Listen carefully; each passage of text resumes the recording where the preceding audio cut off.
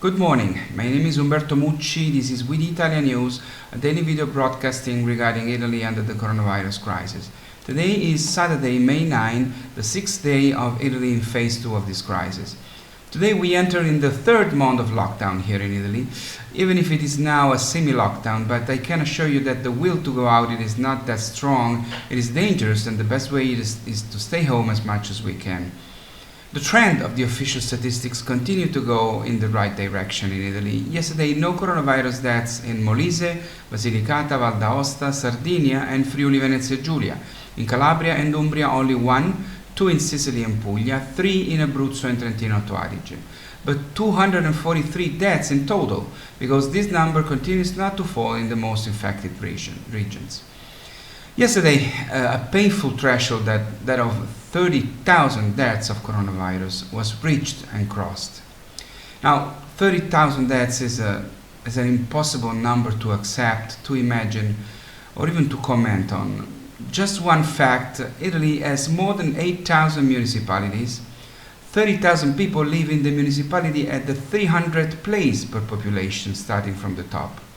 It means that the coronavirus has already taken away the equivalent of a municipality larger than 96% of the other Italian municipalities. Not all together, but one by one.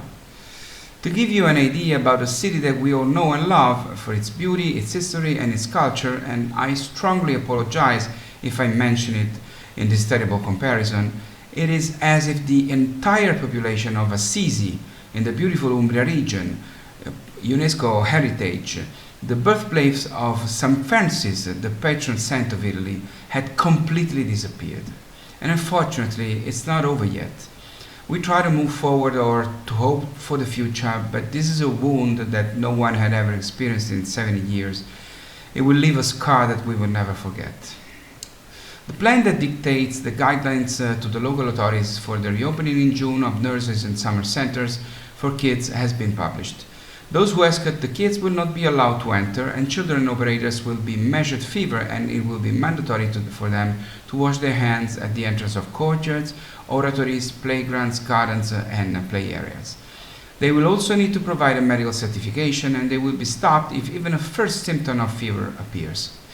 There are priority criteria for access to services for families with greater difficulty in reconciling care and work, situations with both working parents, lone parent families, incompatibility of parents' work with smart working, condition of fragility, for example, the disability of a child.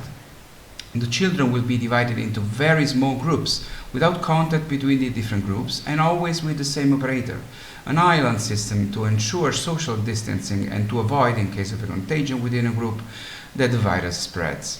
Families will have to arrive at different times to avoid groupings, and entry points will be differentiated from exit points. Children must always be accompanied by the same person, who must not be an elderly person or a person suffering from diseases at risk. There will be no end-of-course parties, as often happens in summer centers. The operators as well as the adults accompanying the children must be equipped with masks, but we still don't know if and from which age group will be mandatory for children. Obviously, outdoor activities and continuous sanitization of all areas frequented by children and all equipment are recommended. The nurses of a ward treating coronavirus patients in Prato, Tuscany, noticed that with the suits, masks and all the necessary protection, the patients could not even recognize them.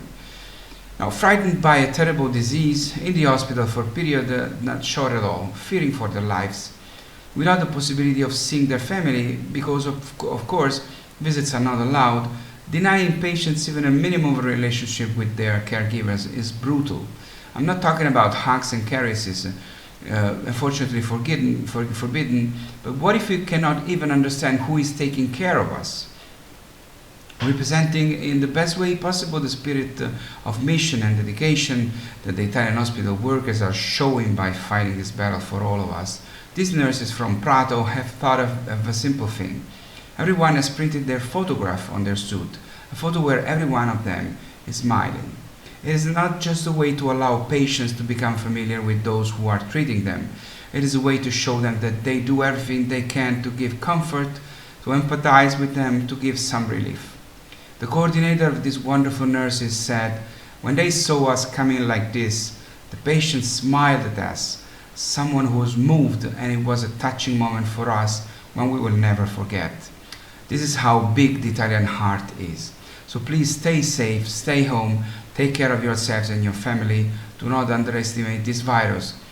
My name is Umberto Mucci. This was We the ItaliaNews. I'll see you tomorrow.